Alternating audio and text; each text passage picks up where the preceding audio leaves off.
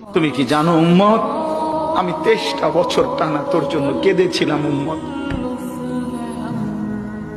আমি এমন কাঁদা কাঁদছি রে উম্মত তোদের জন্য। এশার নামাজের পরে দাঁড়াইছি, ফজরের আজান পর্যন্ত আমি আমার মালিকের কাছে তোদের জন্য, উম্মতের জন্য চোখের পানি ফেলে কাঁদছিলাম। আমার এত চোখের পানি তোর দিল গলাইতে পারলো না। আমি তায়েফের পাথরের আঘাতে আমার পিঠটা চালনির মতো ছিদ্র ছিদ্র হয়ে গেছে রক্তে।